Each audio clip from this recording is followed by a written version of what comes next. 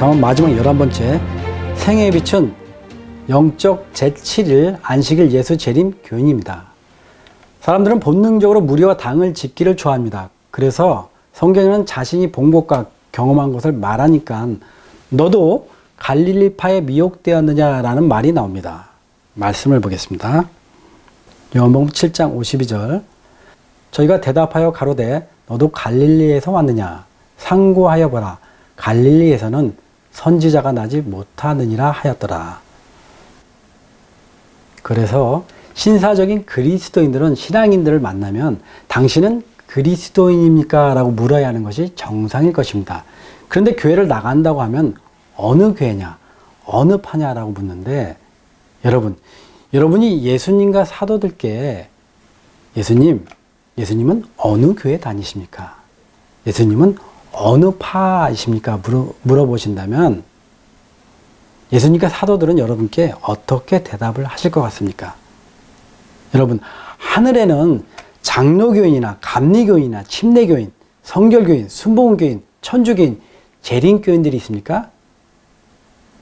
여러분이 천국에 올라가시면 거기서는 장로교인이나 감리교인이나 침례교인이나 오순절교인이나 형제교인이나 성결교인이나 그런 사람들을 단 한 사람도 만나보지 못할 것입니다. 하늘에는 오직 그리스도의 공로를 통해서 구원받은 그리스도인들만 하늘에 있습니다. 오늘날 교단과 교파의 올무에서 벗어나시고 그리스도인의 이름을 부끄러워하지 마시기 바랍니다. 여러분은 바리새인 파거나 사두개인 파도 아니지 않습니까? 예수 그리스도 앞에서 그리스도인의 이름으로 서 있기를 소망하시기 바랍니다. 그럼에도 불구하고 여러분이 생애의 빛은 갈릴리에서 나왔냐, 나사렛에서 나왔냐라고 물으신다면, 또 어떤 교회며 어떤 모임이냐고 물으신다면 세상적인 입장에서 답변을 드리고자 합니다.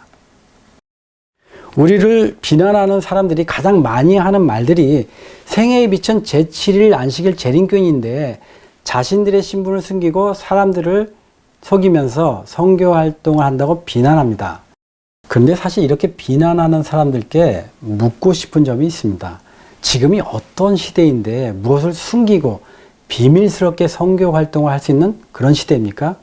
인터넷에 검색하면 모든 정보들이 다 쏟아져 나오는데 어떻게 숨기고 선교 활동을 할 수 있겠습니까? 생애비 방송을 검색해 보더라도 안식일에 예배를 드린다고 명확하게 방송이 나가는데 무엇을 숨긴다는 것입니까? 예수님 초림 당시의 사람들처럼 알아보지도 않고 무조건 반대하고 무조건 이설이라고 하는 그런 어리석음에서 나오시기 바랍니다. 그러므로 생애의 빛은 자신들을 숨기고 속이면서 선교 활동을 한다는 그 비난은 시대착오적인 오해입니다. 그리스도인들이 어떻게 자신이 믿는 바를 담대하게 밝히지 못하고 비겁하게 숨어서 그런 복음을 전할 수 있겠습니까? 그것은 복음과 진리를 믿는다고 하면서 그럴 수는 없는 것입니다. 자, 이제 본론으로 접근해 보겠습니다. 생애의 빛은 재림교인입니까? 라는 질문에는 네, 아니요 라는 두 개의 답변을 모두 할 수가 있습니다. 이상하죠? 생애의 빛은 재림교인입니까? 라고 물으면 네라고 답변할 수도 있는데 또 한편으로는 아니요 라고 답변을 할 수도 있습니다. 왜 그럴까요? 그것을 생애의 빛에 대한 그 질문이 잘못되었기 때문입니다. 왜 이런 두 개의 답변을 해야 하는지 이해하시기 위해서는 성경에 기록된 역사를 잘 이해하시면 좋겠습니다. 초대교회 당시에 예수님을 믿고 거듭난 이방인들 중에 고넬료가 있었습니다. 말씀을 보겠습니다. 사도행전 10장 1절. 가이사랴에 고넬료라는 사람이 있으니 이달리아라 하는 군대의 백부장이라. 그가 경건하여 온 집으로 더불어 하나님을 경외하며 백성을 많이 구제하고 하나님께 항상 기도하더니. 여러분도 아시다시피 고넬료는 그 당시 이방인으로서 최초로 거듭난 그리스도인으로서 소개되고 있습니다. 거듭난 고넬료에게 당시 유대인들이 다음과 같이 질문했다고 생각해 보겠습니다. 고넬료, 당신의 조상은 아브라함입니까? 라는 이 질문에 고넬료는 어떻게 답변을 했겠습니까? 아니요. 저의 조상은 아브라함이 아닙니다. 라고 했을까요? 아니면 네, 맞습니다. 저의 조상은 아브라함입니다. 라고 했을까요? 말씀을 보겠습니다. 로마서 2장 28절 대저 표면적 유대인이 유대인이 아니요 표면적 육신의 할례가 할례가 아니라 오직 이면적 유대인이 유대인이며 할례는 마음에 할지니 신령에 있고 의문에 있지 아니한 것이라. 그 칭찬이 사람에서가 아니요 다만 하나님에게서니라. 로마서 4장 16절 그러므로 후사가 되는 이것이 은혜에 속하기 위하여 믿음으로 되나니 이는 그 약속을 그 모든 후손에게 굳게 하려 하심이라. 율법에 속한 자에게 뿐만 아니라 아브라함의 믿음에 속한 자에게도니 아브라함은 하나님 앞에서 우리 모든 사람의 조상이라. 여러분이 고넬료라면 당신의 조상이 아브라함입니까? 라는 그 질문에 어떤 대답을 했겠습니까? 말씀을 배운 고넬료라면 이렇게 답변했을 것입니다. 네, 저는 한때 이방인이었으나 지금은 믿음으로 아브라함이 조상이며 영적 유대인이 되었습니다. 여러분, 지금이야 고넬료의 이런 답변이 인정이 되겠지만 초대교회 당시에는 고넬료의 답변은 이방인과 유대인들 양쪽으로부터 큰 비난을 받았을 것입니다. 또 고넬료에게 유대인들이 너가 아브라함이 조상이라고 하는데 할례를 받았느냐라고 질문을 한다면 고넬료는 네, 저는 육신으로는 받지 않았으나 영적으로는 할례를 받았습니다 라고 할 것입니다.